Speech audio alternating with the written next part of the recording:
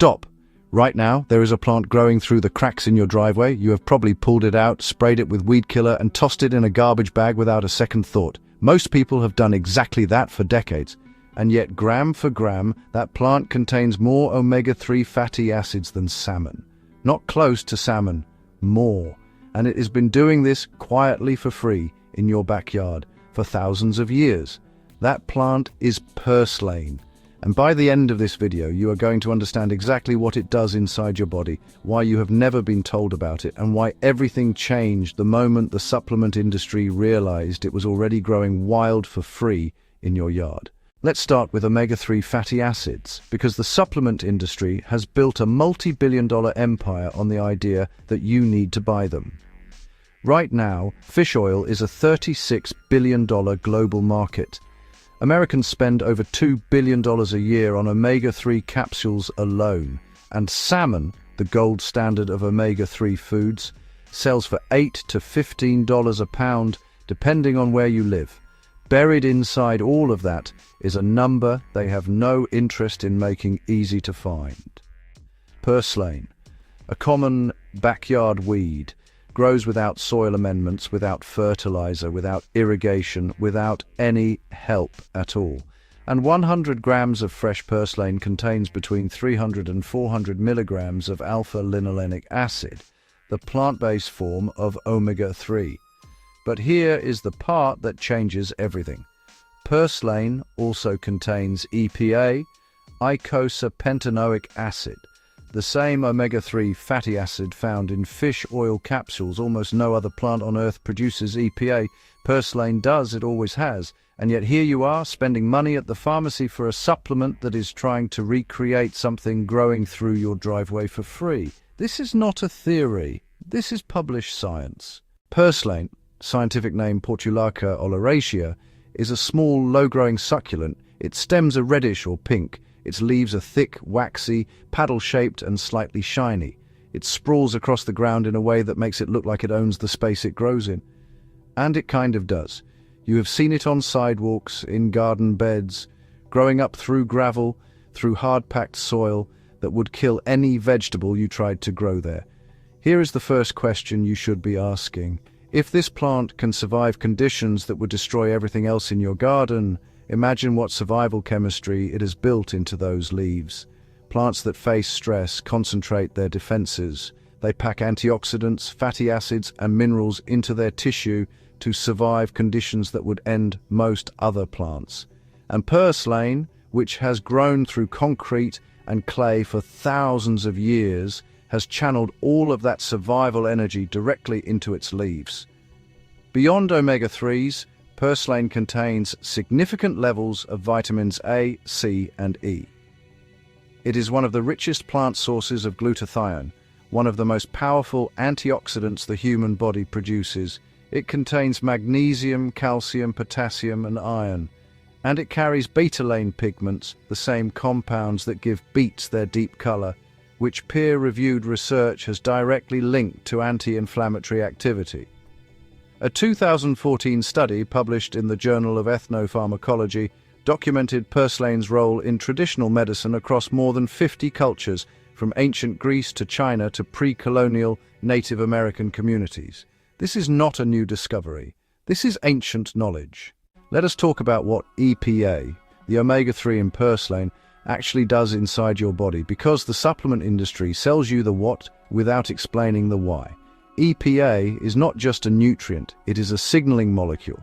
When it reaches your cell membranes, it competes directly with omega-6 fatty acids, specifically arachidonic acid, which is the compound your body uses to trigger inflammation.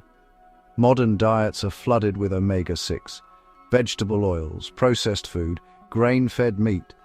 All of it pushes the omega-6 to omega-3 ratio into a range that promotes chronic systemic inflammation.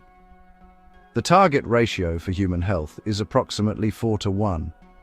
The average American today sits somewhere between 15:1 and 20:1. That imbalance is not abstract.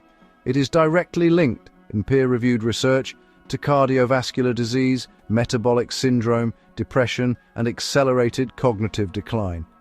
And what does Purslane do? It restores that balance. Not with a capsule, not with a supplement that was processed, oxidized, and sitting on a warehouse shelf for 6 months before it reached your bathroom cabinet. With a living plant that grows itself.